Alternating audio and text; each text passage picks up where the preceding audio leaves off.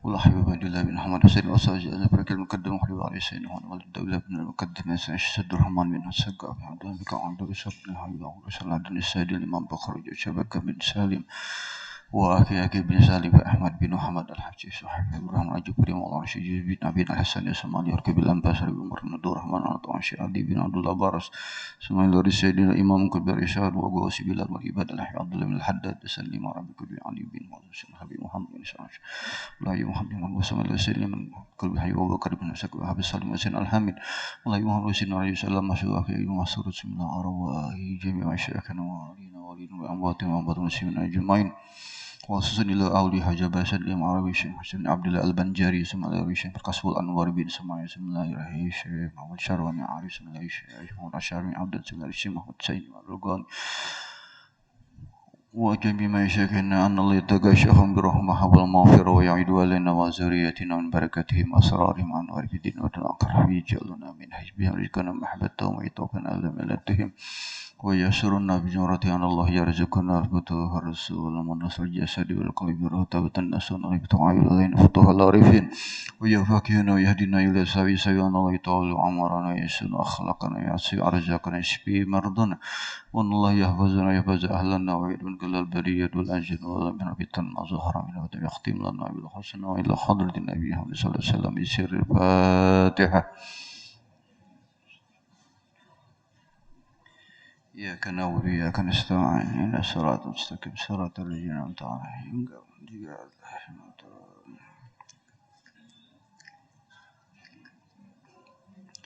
Assalamualaikum warahmatullahi wabarakatuh. Bismillah walhamdulillah wassalatu wassalamu ala rasulillah Sayyidina Muhammad ibn Abdullah wa ala alihi wa sahbihi amma ba'du. Alhamdulillah kita bersyukur kehadirat Allah Subhanahu wa taala atas segala nikmat. Di antara sekian banyak nikmat yaitu diberikan kemudahan kita di dalam melaksanakan ibadah, yaitu melaksanakan salat maghrib berjamaah, dan mudah-mudahan Allah Subhanahu wa taala menjadikan apa yang telah kita amalkan di tempat yang mulia ini diterima oleh Allah Subhanahu wa taala, dan mudah-mudahan kita dijadikan istiqomah, amin ya rabbal alamin. Salawat juga salam senantiasa tercurah selalu atas baginda Nabi sallallahu alaihi wasallam, penolong umat, pemberi syafaat, yang mana syafaatnya sangat kita harapkan, baik itu syafaat di dunia maupun akhirat. Dan mudah-mudahan Allah Subhanahu wa taala memberikan pandangan kasih sayang, pandangan rahmatnya kepada kita semuanya, dengan diampuni segala dosa-dosa kita, amin ya rabbal alamin. Maka marilah sama-sama kita karena duduk dan hadirnya kita di masjid di tempat yang mulia ini, kita melafazkan niat i'tikaf dengan membaca Bismillahirrahmanirrahim. Nawaitu an a'takifa fi hadzal masjid sunnatan lillahi ta'ala. Jamaah sekalian dirahmati Allah Subhanahu wa taala.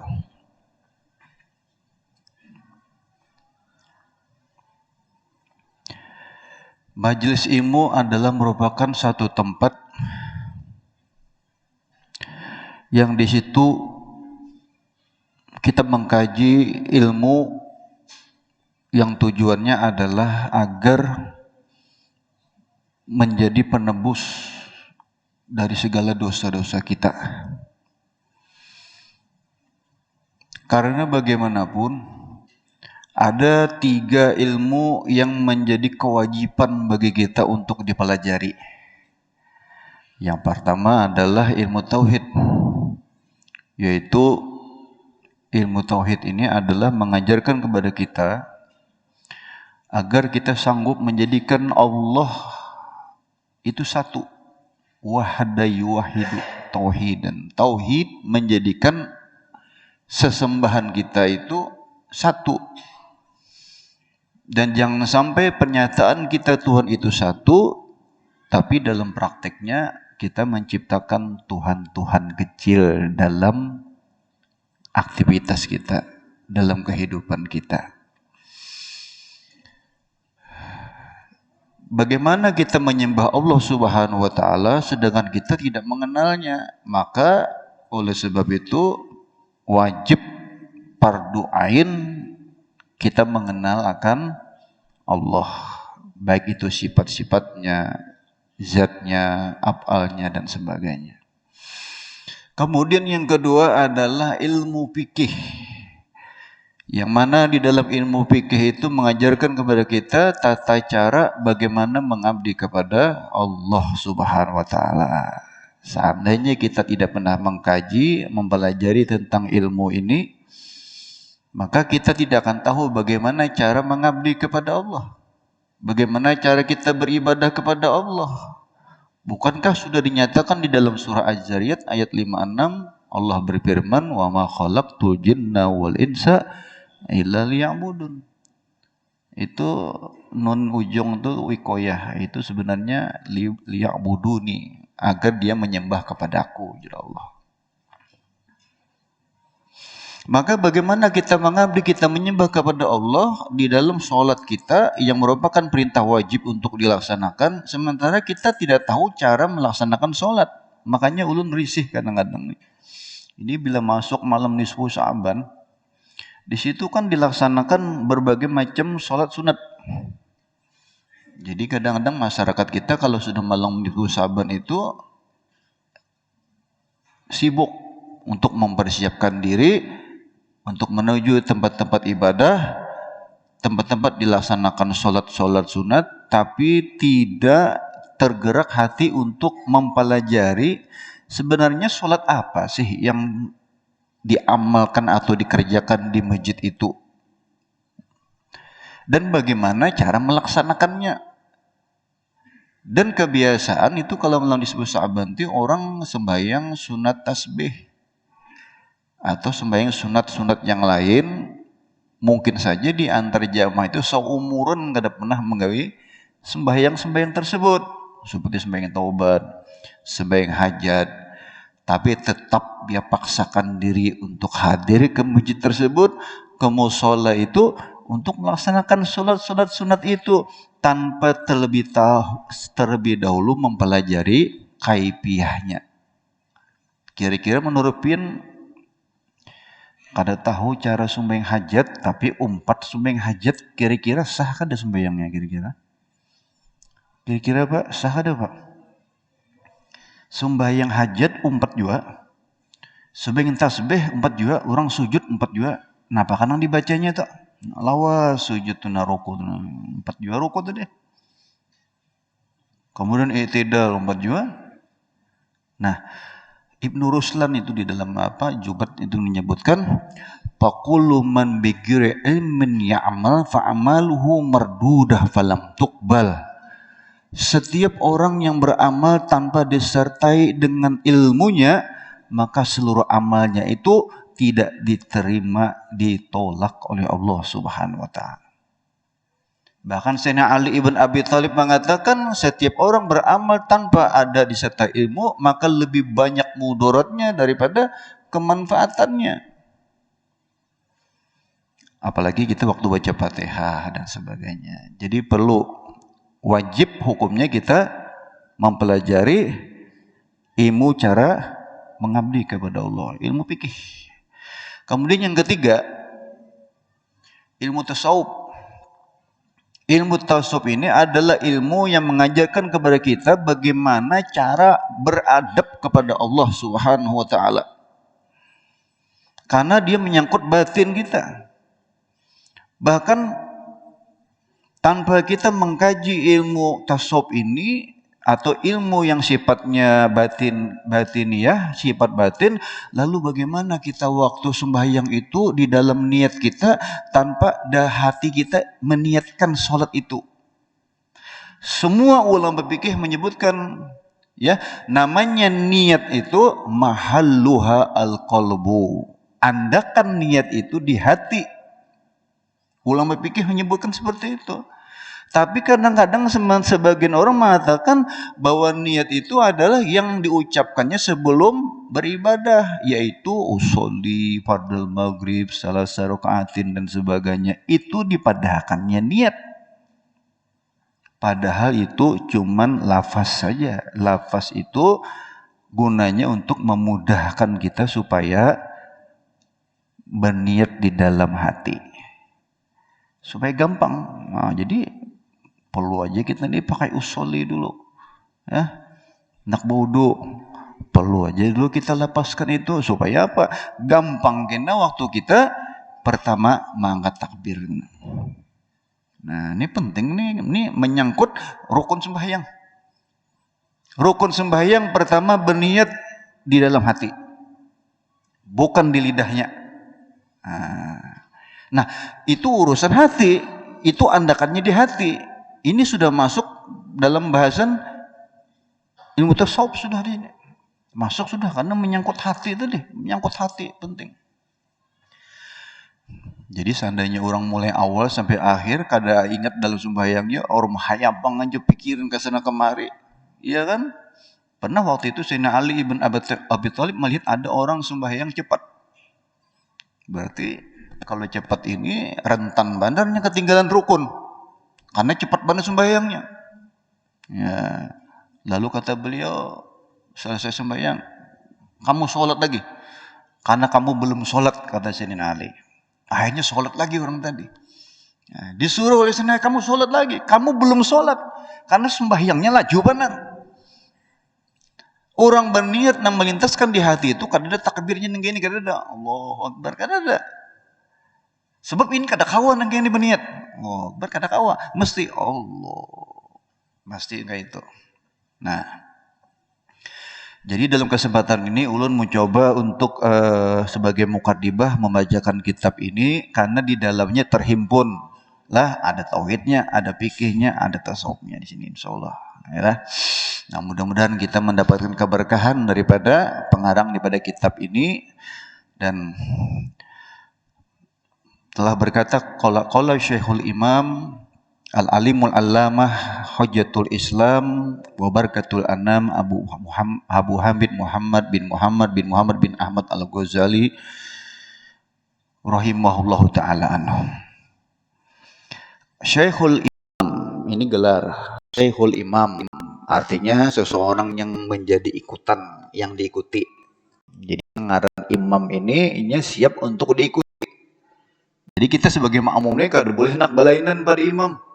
Kayak apa aja gerakan imam itu sepanjang dia tidak melakukan kesalahan wajib kita mengobati karena kita sebagai makmumnya obati terus dengan gerakannya itu imam. Nah, al-alim, alim ya orangnya alim, tapi kalau sudah al-allamah ini dalam isim mubalaghah mubalaghah itu sangat-sangat alim. Biasanya yang bergelar al-allamah itu banyak mengarang kitab. Biasanya ya al-allamah seperti Imam Ghazali satu kitabnya yang sangat masyhur tersebar ke seluruh dunia itu kitab Ihya Ulumuddin. Itu bahkan kalau kita menghadiri haul-haul di Jawa itu kayak di Bangil, di Surabaya, di mana-mana itu kalau di satu majelis diadakan acara haul akbar, haul besar, itu biasa dibacain kitab Ihya di situ, maka bilanya pas masuk 1 tahun, haul itu 1 tahun maksudnya, itu diadakan khataman Ihya.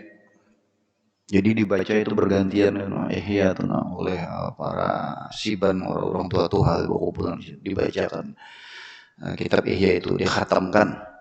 Kalau biasa di situ dibacanya Bukhari, maka kitab Bukhari itu dibaca berkhatam mempersakan lawan haul seorang wali Allah Subhanahu wa taala. Biasanya seperti itu. Ya. Nah, beliau mendapatkan gelar Hujjatul Islam. Ini kita susah mencari. Ada ulama lain yang memiliki gelar Hujjatul Islam yang punya hujjah di dalam membela Islam. Ya, menghadapi berapa banyak paham-paham yang sesat, paham-paham yang menyimpang itu dia bantah biar hujah agar kembali kepada jalan yang benar. Itu kemampuan itu ada pada Imam Ghazali ini. Ya, Imam Ghazali karena Imam Ghazali tidak semua orang mengakui hadis-hadis yang dibawakan dalam kitab-kitab beliau. Banyak ulama-ulama yang menentang sama Imam Ghazali ini. Ya, banyak. Yang tidak memakai Imam Ghazali ini banyak. Tapi dibantah lagi dengan ulama-ulama kita. ya akan kebenaran yang ada di dalam kitab-kitab beliau, hadis-hadisnya dan sebagainya. Itu dibantah oleh mereka.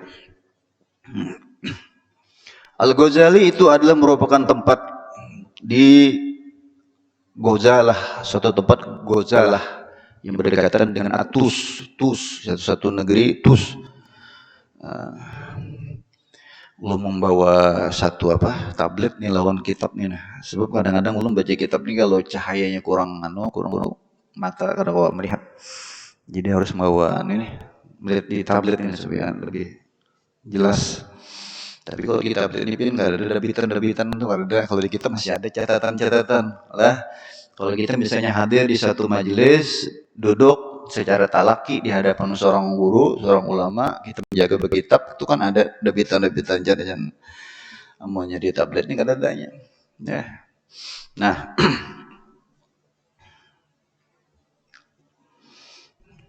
Qaddasallahu ruhahu nawara darihahu. Mudah-mudahan Allah Subhanahu wa taala mensucikan daripada ruhnya dan memberikan cahaya pada kubur mereka, amin ya, kubur beliau, amin ya rabbal alamin. Kemudian beliau memulai kalimat itu dengan ucapan bismillah dan alhamdulillah. Bismillahirrahmanirrahim ini adalah ayat pertama daripada suratul Fatihah, yang mana kita mesti terbiasa membaca bismillah ini. Tetapi ada bismillah yang berbuat ar-Rahman ar-Rahim, ada bismillah yang kada berbuat Rahman dan Rahim. Apabila kita baca di dalam situasi tertentu. Biasanya kalau kita hendak masuk ke dalam WC, baca bismillah. Tapi kada berbuat Rahman Rahim. Kita hendak menyembelih hewan sembelihan, kambing kah, sapi kah, apakah, itu bismillahnya kada berbuat Rahman Rahim. Atau waktu kita akan mengadakan suatu perjalanan, sudah siap kendaraannya, lalu membaca doa, memulai dengan bismillah, itu kada berbuat Rahman dan Rahim. Masuk ke WC, memulai hubungan suami istri, itu kada berbuat Rahman Rahim. Bismillah ya, anak keluar rumah, bismillah, tawakkaltu Allah dan sebagainya. Nah, sebagaimana hadis Nabi SAW, kullu amrin jibalin la yubda'u fihi bi bismillah fahuwa aqta. Setiap urusan perkara, ya, pekerjaan yang tidak diawali dengan membaca bismillahirrahmanirrahim, maka pekerjaan itu disebutkan ajzam. Wa fi riwayah aqta, terpotong, terputus dari keberkahan. Maka baguslah kita ini memulai sesuatu itu dengan bismillah. Kalau makan sudah biasa kita mau makan bismillahirrahmanirrahim. Hendak minum bismillahirrahmanirrahim, sudah refleks itu. Tapi bagaimana waktu kita mau buka toko untuk berjualan? Bagaimana kita waktu memulai sesuatu yang baik, sesuatu yang mubah, perlu kita bismillah ini. Gitu nah. Di rumah itu kan banyak keluarga kita itu waktu makan bismillah. Setiap rumah kita, kayak rumah tuh masuk setan. Ya. Makanya kan ada riwayat itu perjumpaan antara dua setan. Ada dua setan. Ujar nang satunya setan itu lamak, awak. Yang satunya kurus. Ujar setan yang lamak, karena baik menjadi kurus. Wahai setan, itulah. Setan ini kan macam-macam. Bahkan setan itu tugasnya masing-masing. Ada yang tugasnya mahaur orang bodoh. Ada yang setan itu ditugaskan mahaur orang sembahyang. Ada yang setan itu ditugas mahaur orang mengadakan transaksi jual beli. Ada setan itu nama mahaur laki bini. Itu masing-masing setan itu sudah ada tugasnya masing-masing. Jadi sekian daripada tugas-tugas setan itu yang mendapatkan trofi yang terbesar, yang tertinggi di antara setan-setan itu, bila kawa ingin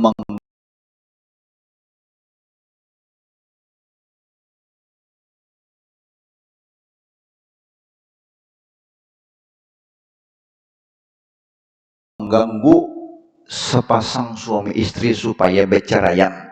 Nah, itu paling hebat sudah, itu dapat pujian dari iblis tuh. Nah, hebat.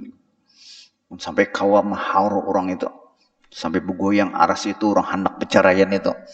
Itu setannya tak. Nah, jadi ujar setan tadi nang awak tadi, bagaimana aku bisa makan? Setiap penghuni rumah itu kalau makannya memulainya dengan Bismillahirrahmanirrahim aja makan. Memulai sesuatunya Bismillahirrahmanirrahim. Lalu ujian anggur ikan, mengapa jadi kau lama awak? Sebab nang penghuni rumah itu kada berbismillah, sehingga kami bisa ikut andil di dalam makanan-makanan mereka itu. Bekampulnya, bagaimana dengan sepasang suami istri yang melakukan hubungan intim tanpa berbismillah, tanpa membaca doanya? Kalau dalam urusan makan, setan bisa ikut andil. Lalu bagaimana dengan orang yang mengadakan hubungan suami istri di dalam rumahnya tanpa berdoa? Maka mesti kita baca doa itu. Allahumma jannibna syaitan wa jannibis syaitan ma razaqtana. Dengan bismillah. Bismillah. Allahumma jannibna syaitan wa jannibis syaitan ma razaqtana. Ya Allah, jauhkanlah pada kami akan setan dan jauhkanlah setan dari apa yang rezeki yang telah Engkau berikan kepada kami. Apa rezeki itu? Anak. Karena hubungan tadi lalu menghasilkan anak. Dulu ini membaca doa itu ada. Ya, maka kita disuruh membaca doa sebelumnya. Jangan asal aja. Nah, seperti aturannya ya Allah. Aturan di dalam sudah baginda Nabi Shallallahu Alaihi Wasallam. Jadi pian keampuhan Bismillahirrahmanirrahim inilah ulun temukan di dalam kitab Nawadir, itu disebutkan di situ. Ada sepasang suami istri. Si istri ini amalannya Bismillah ya. Karena banyak amal-amal tapi inya istiqomah, inya rutin mengamalkan Bismillah ini, mengerjakan memulai sesuatu aja nya baca Bismillahirrahmanirrahim babinan tadi. Sedangkan suaminya ini seseorang yang fasik. Kada ketujuh bisi bini ketujuh berbismillah. Kada ketujuh. Jadi akhirnya sakingnya sariknya lo nang bini tadi, lalu diuji nang bini tadi. Kami ini Bismillah harus dibaca. Lalu kemudian uji sang suami tadi, wahai istriku, tolong ambilkan tempat uang yang kuletakkan di tempat itu. Diambil apa? Nah, diambilkan oleh sang istri ini. Setelah dia ambil isi dari wadah tadi, tolong kembalikan lagi ke tempatnya. Nah, kembalikan lagi ke tempatnya. Nah, lalu dikembalikan lagi oleh sang istri. Tentu saja si istri waktu mengambil wadah itu membaca bismillahnya. Bismillahirrahmanirrahim. Lalu memulihkan pulang di tempat itu pulang Bismillahirrahmanirrahim. Suatu saat si suami tadi anak mau uji. Tempat menyimpan duit tadi, itu wadahnya itu diambil oleh lelaki tadi. Dibuangnya ke tempat lain. Lalu disuruhlah kepada istri tadi, wahai istriku, ambilkan wadah yang kemarin kau letakkan di situ. Padahal sudah diambil. Sudah diambil oleh suami tadi, disembunyikan sudah.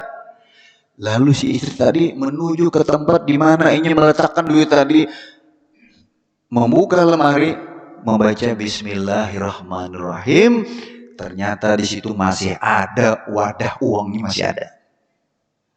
Rupanya Allah Subhanahu Wa Taala memerintahkan kepada malaikatnya untuk mengembalikan daripada wadah uang tadi ke tempat asalnya. Kenapa? Berkat bacaan Bismillahirrahmanirrahim itu tadi. Lalu terkejut suaminya tadi kan. Akhirnya apa? Dia sadar, kemudian bertaubat kepada Allah Subhanahu Wa Taala. Jadi Imamul Haddad menyebutkan, apabila kita ingin memulai suatu amal atau wirid atau zikir, apapun amal yang akan kita kerjakan sehari-hari, maka pikirkan ujar sidin, kawa kada ikam turutin mamalkan, kawa kada istiqomah. Karena amalan bagus itu bukan banyaknya, tapi istiqomah. Kawa kada. Kalau misalnya dapat amalan hanya misalnya apakah misalnya salawat misalnya apa Sajaratun Nuqut kah ada pohon duit, ya ada suatu pohon duit.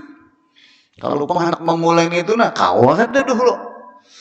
Nah, ini kalau sholat pohon duit itu ulun pernah dapat ijazahnya langsung daripada almarhum Al Habib Segap bin Mahdi bin Syekh Abu Bakar. Itu Mudirul Mahad di Parung Bogor. Ya, di Parung Bogor itu Sidin punya santri 16.000. Itu kalau ke sana gratis mondok. Tapi Sidin sudah meninggal, entah siapa lagi mungkin sekarang. Jadi belum ijazah langsung di sini handakah ini? Salawat pohon duit. Amalkannya habis Isya bacanya. Ya, amalannya habis Isya. Jadi macam-macam. Nah, kita manakala mengetahui amalan itu atau salawat itu ditentukan waktu dan jumlah bacaannya. Pasti itu ada ketentuannya itu waktunya kapan membacanya, jumlahnya berapa kali, kemudian fadilahnya apa, tata cara membacanya seperti apa. Seperti itu. Jadi kita pikir dulu ini bisa istiqomah tuh ada kita. Karena di dalam hadis disebutkan Nabi SAW bersabda, ahabbul amal ilallah adwamuha wa in qalla. Amalan yang paling dicintai oleh Allah Subhanahu wa taala itu adalah amalan yang kita bisa merutinkannya walaupun sedikit. Banyak-banyak kita amalan misalnya enggak 2 hari 3 hari sampai. Jadi pikirkan ya Sidin, kau ada istiqomah mengamalkan itu berapa tahun. Nah, apabila kita bisa merutinkan suatu amal itu, maka dia akan menjadi cahaya, dia nur, dia madad minallah, dan dia akan menjadi cahaya ke dalam hati, bahkan bisa memiliki pengaruh kepada segenap anggota tubuhnya. Itu bila kita kau mengamalkan, itu berpengaruh. Bila kita salah-salah, iya tuh kan. Macam-macam dampaknya pian. Ada temukan ada seorang perempuan kada ada apa-apa nang salam dia Sidin ini bagus saja orangnya. Jadi Sidin apa aku ini orang kada ketujuan nang aku ini karena apa Sidin? Jadi lu pian ini apanya pernah menyakiti orang enggak, menyinggung orang enggak apa pian kada ada. Jadi julun pian ini ada amalan apa sebenarnya? Ada Sidin amalan. Nah, lalu dibacakan Sidin amalannya tadi. Ternyata amalan itu kada jelas dia mengamalkannya untuk apa, tata cara siapa. Yun dapat dia mana? Abah memberi aja Sidin. Jadi yun pian ganti aja sudah nang itu. Ganti long selawat. Biar selawat berapa membaca? Selawatnya sedikit, yang lain-lainnya banyak. Mesti seimbang long selawat tadi. Kalau anak amalan itu mesti ada selawatnya, meimbangi amal itu supaya jangan memiliki dampak yang kada baik. Karena dia seperti pakaian bagi kita, dia obat yang harus sesuai resepnya lawan kita. Kada kau sembarangan, ya. Lalu bagaimana salawat yang diijazahkan itu? Salawat kada perlu ijazah. Tapi kalaupun ada ijazah, itu pasti salawatnya itu sifatnya tertentu dari seseorang yang tata cara membacanya itu berbeda dengan yang sifatnya umum. Itu pasti ada. Untuk apa itu gunanya? Itu keabdolan suatu amal. Kan ada ini guru-guru kita ini yang memejazahi membaca surah Al-Waqiah, memejazahi surah Yasin. Kan ijazah ada apa-apa. Ya. Cuman itu di situ ada terkandung yang sifatnya khusus dari ulama tadi. Ya. Ada yang sifatnya khusus itu untuk lebih abdol, terjamin mengamalkannya dan terbimbing, karena ada yang membimbingnya tadi. Nah, jadi Uja Sidin memulai daripada kitab ini bismillah, alhamdulillah ala kulli hamdillah fayadkhulu fihi jami'ul mahamid allati zakarahu malaikatul arsh. Beliau mengucapkan alhamdulillah. Maka ucapan alhamdulillah ini adalah setiap pujian yang ditujukan kepada Allah Subhanahu wa taala, maka termasuklah semua pujian-pujian yang disebutkan oleh para malaikat. Malaikat penjaga arasy, penjaga kursi, kemudian penduduk-penduduk langit dan juga penduduk bumi, ya. baik ada lapisan-lapisan langit yang berapa lapis langit itu, penduduk-penduduknya itu memuji Allah, ucapannya sama, alhamdulillah juga. Jadi sama ucapan alhamdulillah ini. Dan pujian-pujian ini juga disebutkan oleh para nabi-nabi mulai zaman Nabi Adam sampai zamannya umat baginda Nabi, sampai zamannya umatnya Nabi Muhammad SAW.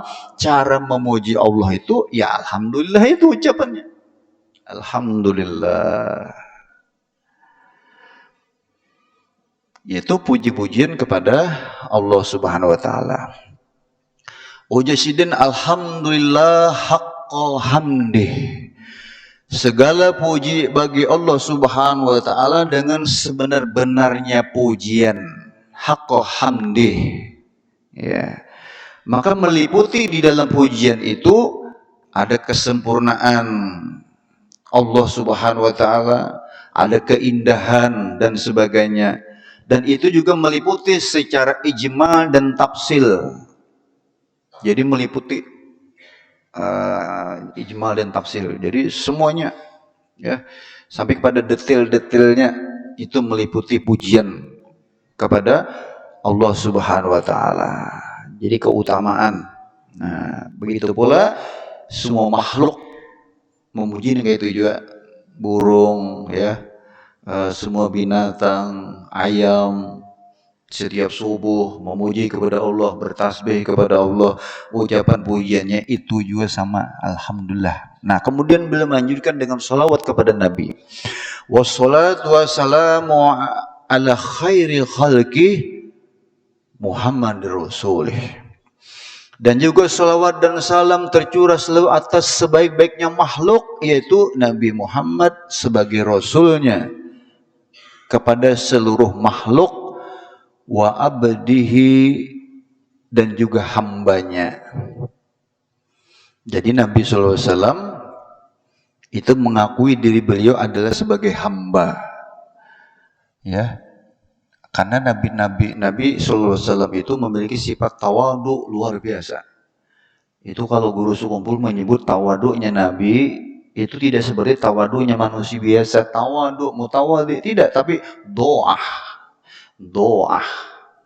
Makanya kenapa Nabi SAW itu beliau waktu mendapatkan perintah sholat waktu peristiwa Mi'raj itu beliau mau saja bolak-balik untuk bertemu sama Nabi Musa, sampai 9 kali bolak-balik minta keringanan dari perintah 60 itu waktunya 60 waktu itu sampai akhirnya menjadi 5 waktu itu beliau Rasul hakun bolak-balik berdapat lo Nabi Musa itu.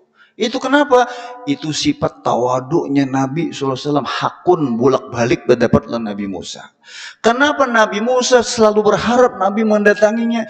Nabi Musa mengambil kesempatan berjumpa secara langsung dengan Nabi Muhammad SAW, memandang wajah agungnya Nabi Muhammad SAW. Ini jarang-jarang terjadi Nabi Musa. Babi lagi aku berdapat lawan pemimpin Nabi akhir zaman yang sampai-sampai Nabi Musa alaihissalam ini berandai-andai untuk dijadikan sebagai umatnya Nabi Muhammad sallallahu alaihi wasallam, hendak melihati wajah Nabi. Makanya keutamaan diberikan kepada orang yang memandang wajah Nabi walaupun hanya sedetik, maka dia mendapatkan gelar sebagai sahabatnya Nabi Muhammad sallallahu alaihi wasallam. Makanya Uwais Al-Qarni yang hidup di zaman Nabi itu kada pernah jumpa Nabi, tidak bisa disebut sebagai sahabat. Tapi Uwais Al-Qarni ini mendapatkan kemuliaan dan kebesaran, bahkan 2 sahabat Nabi SAW diperintahkan oleh Nabi agar minta doa kepada Uwais Al-Qarni. Beliau gelarnya Sayyidut Tabi'in, itu pemimpin para kaum tabi'in. Uwais. Seandainya ada sahabat Nabi SAW itu ilmunya ya rendahan lah, derajatnya tidak semulia yang lain dibandingkan dengan pemimpin para wali, Sultanul Aulia, memiliki makomnya sangat tinggi, tetap lebih tinggi makomnya sahabatnya Nabi SAW.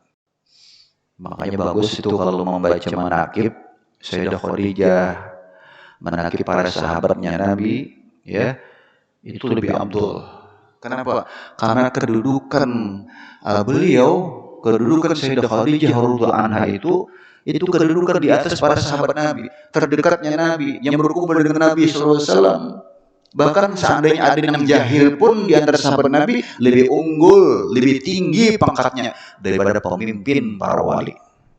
Nah, jadi oleh sebab itu hadirin hadirin dirahmati Allah Subhanahu wa taala, setelah membaca sholawat atas Nabi, jadi kita ini perlu juga lah, kalau misalnya ada rapat-rapat ke misalnya di masjid ini, nah, kemudian berkumpul, ada sambutan-sambutan, itu jangan lupa kita membaca sholawat atas Nabi.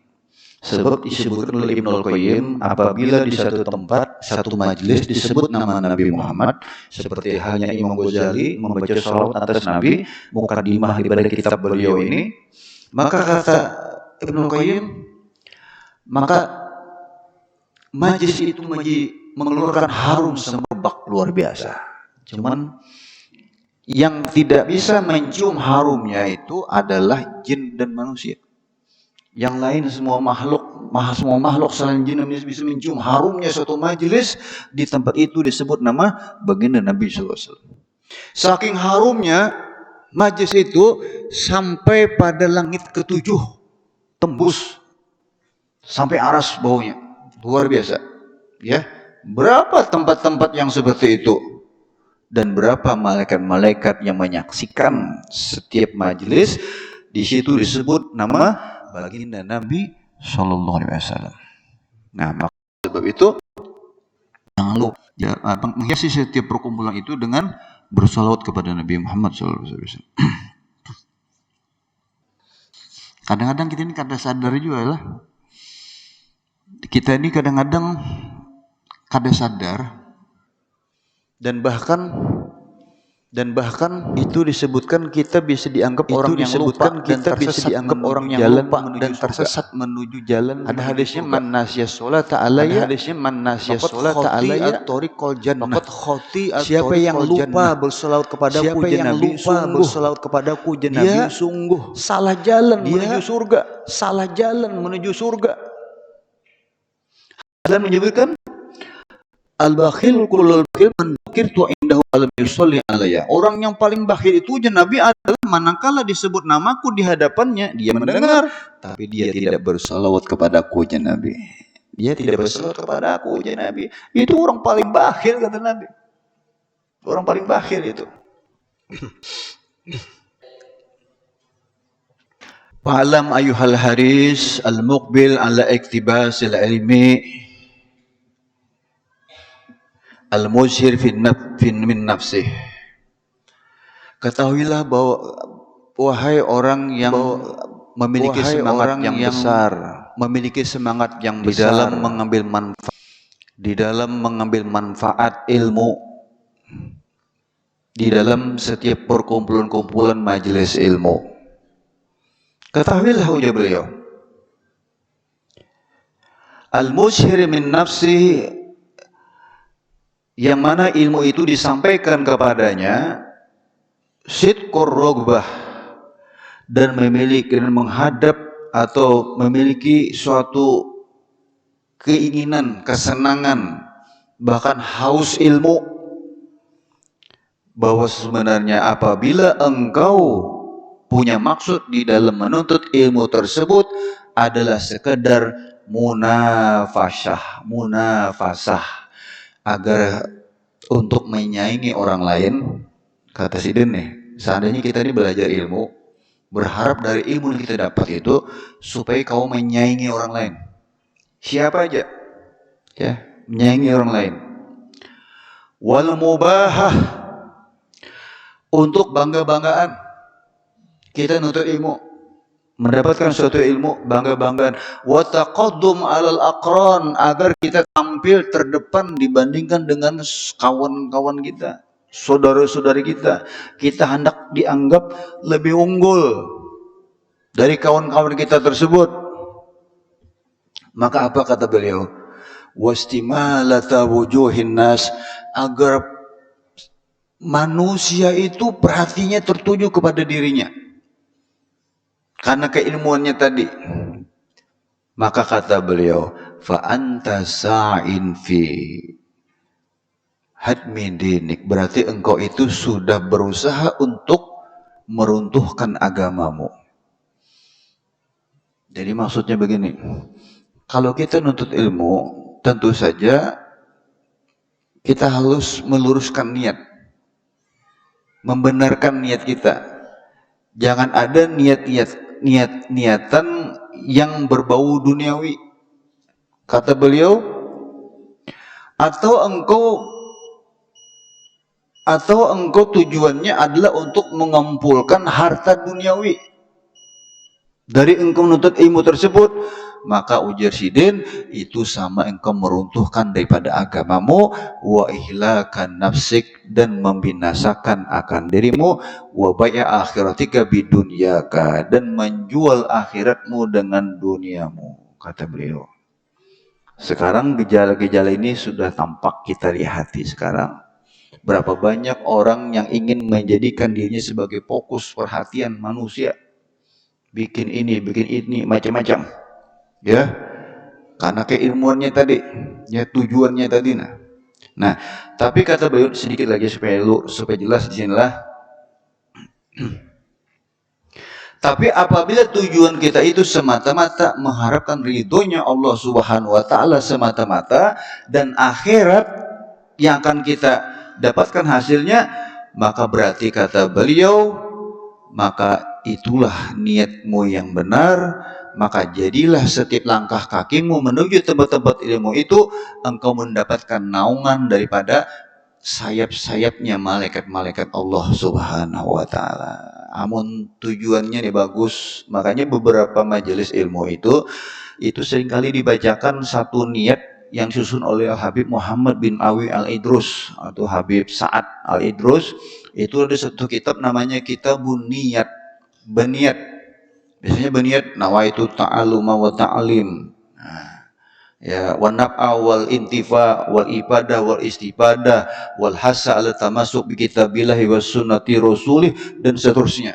Itu dibacakan niatnya tadi supaya kita ini jangan tersalah niat.